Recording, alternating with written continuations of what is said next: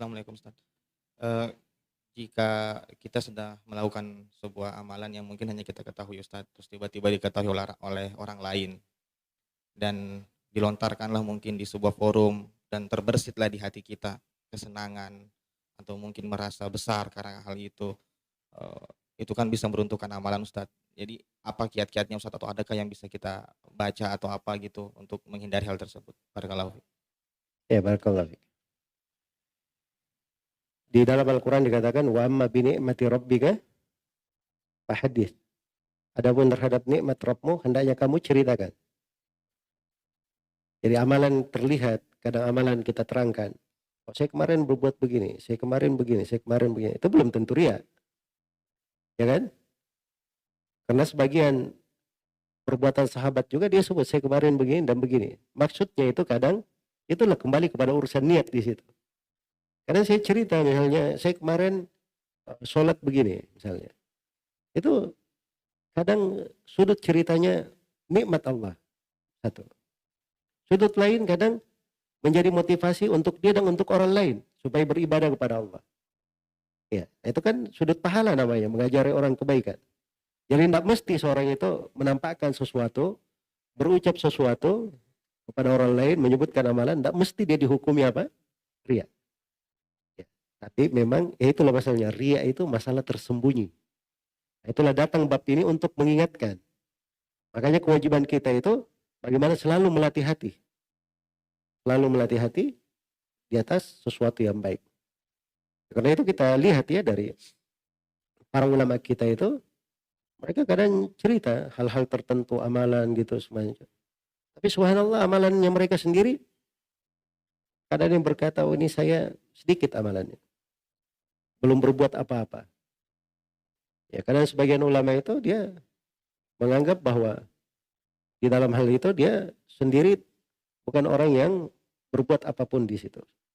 Nah, itu semuanya penekanan, pendidikan untuk jiwa. Nah, disitulah kita mendidik diri kita itu. Sebab amalan itu seperti yang saya terangkan tadi, ada yang ditampakkan, ada yang tidak ditampakkan.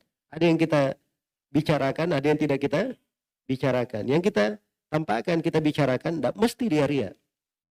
Belum tentu dia ria. Tapi disitulah pentingnya kita membenahi diri, belajar. Supaya jangan sampai ria itu masuk menimpa kepada amalan-amalan kita. Ya. Bisa berdoa kepada Allah Subhanahu wa taala supaya diberi keikhlasan, dijauhkan dari syirik yang nampak maupun yang tidak nampak. Ya.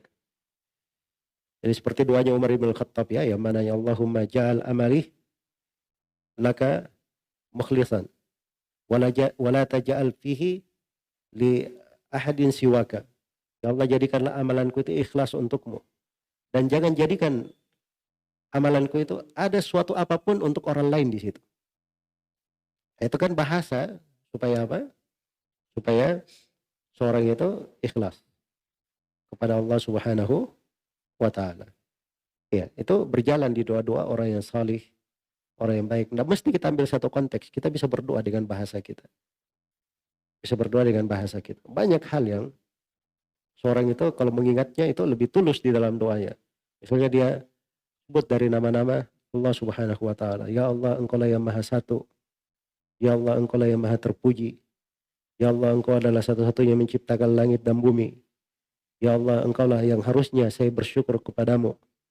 Ya, saya ini adalah seorang hamba yang lemah. Maka bantulah saya supaya saya ikhlas kepadamu dan jauh dari riya. Nah, itu hal yang bagus.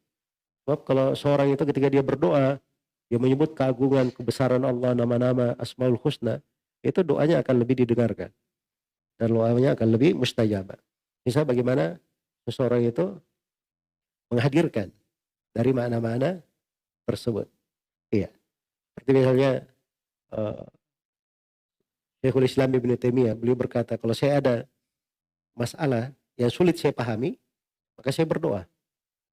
Ya Allah, ya muallima Ibrahim, wa muallima Muhammadin sallallahu alaihi wasallam, alimni.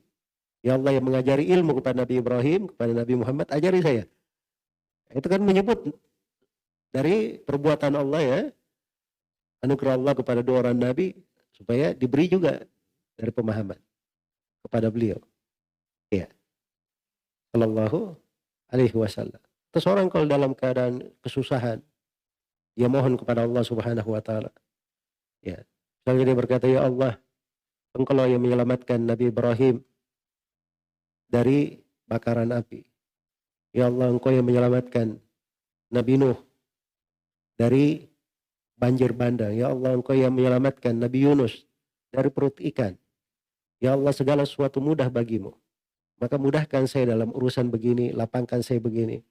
Nah, itu kan indah seseorang itu berdoa. Ya, jelas ya? Itu kualitasnya beda ya dengan orang yang langsung saja, "Ya Allah, beri saya begini, begini, begini, begini." Nah, itu bahasa doa itu juga itu bahasa ya. Kalau seorang semakin indah, bagus caranya dia berdoa, diharapkan dia apa? Dia diberikan lebih baik. Ya wallahu taala alam.